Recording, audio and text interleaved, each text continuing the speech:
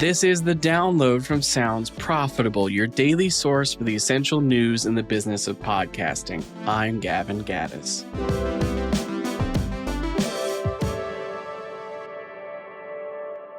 Here's what you need to know for today, Thursday, June 26th. Well, before I get into the top story, first up, I want to tell you, Sounds Profitable will be taking next week off for summer break. That's the week of July 4th.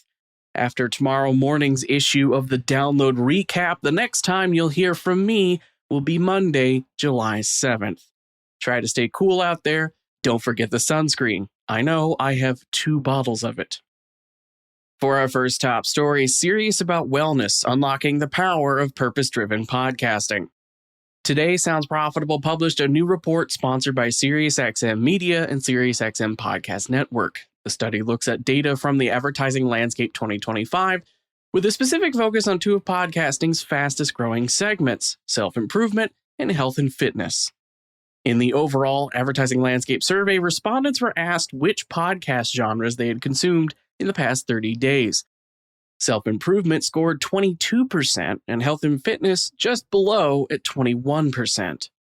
The 2 also share significant overlap, as 45% of health and fitness consumers also listen to self-improvement and 44% in the other direction. While advertising to both at the same time could reinforce frequency, the 2 audiences are also demographically different enough to reinforce reach. For example, health and fitness skews towards an older, established audience with higher income and education completion, while self-improvement is younger, more diverse, and has a higher Hispanic representation. Which is to say, an advertising buying both audiences is buying into an extremely complementary, growing segment of podcasting. On to our next story, how podcasting can cover demographic blind spots. This is by Tom Webster for Sounds Profitable. Tom shares a table of data that has sat with him since the Advertising Landscape survey of 5,000 plus respondents, covering consumers from 22 different ad-supported media channels. In this case, the data is a table showing responses to the question that I have linked directly in the newsletter version of today's issue.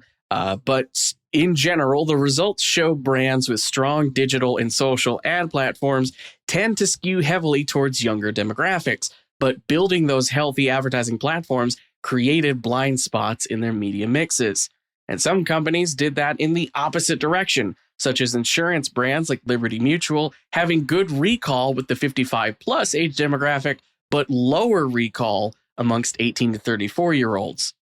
Podcasting offers the solution to these blind spots wherever they may be, with the ability to reach engaged audiences in all age groups. Podcast audiences are actively choosing to spend the time of an ad break to support content they care about instead of simply scrolling past a social ad or skipping a video ad. Next up, our next story is video on Spotify besides podcasts.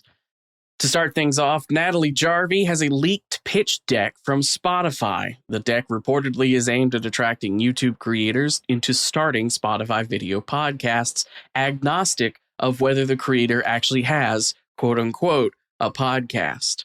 As Jarvie notes, in recent months, the Spotify podcast charts have started to feature more and more shows from popular YouTubers that are effectively re-uploads of not podcast content. One example being cooking creator Nick DiGiovanni hitting #1 in the Arts US chart with re-uploads of challenges and recipe videos.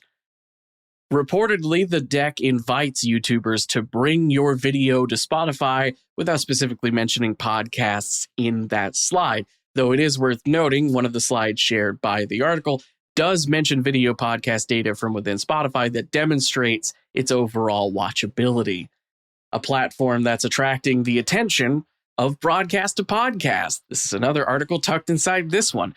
10 has announced a new deal with Spotify to broadcast their free-to-air news show, 10 News Plus. The program will also be released as an hour-long daily video podcast that appears on Spotify, available momentarily after TV broadcast, which will also be simulcast live on YouTube. And for our final top story, how independent agencies are competing with holding companies on creator measurement and tech. Back in May, Publicis Group acquired Captivate to give the holding company the creator ID, campaign management, and measurement capabilities on one of the largest influencer tech platforms. In response, independent agencies have doubled down on investing in new tech, partnerships, and hires in an attempt to outmaneuver the appeal of holding companies like Publicis for brands who are looking to spend on content creators. As for the rest of the news, Triton Digital has published the May version of their Canada podcast rankers, including CBC/Radio Canada leading in publishers with 2.3 million average weekly downloads. YouGov has a new fun survey asking Americans about their habits while eating meals. Spoiler alert, listening to music and podcasts is the fourth most common eating behavior.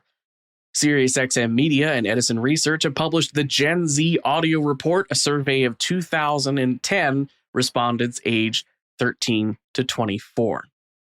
Evergreen Podcasts has a new true crime production with journalist Carol Costello, The God Hook, The Ohio Craigslist Killings, which is a hell of a title. The Hollywood Reporter covers Apple's celebration of 20 years of podcasts with 20 standout podcasts, which includes, of course, Serial. Campaign Middle East has an overview of how and why podcasting is thriving in the Middle East North Africa region.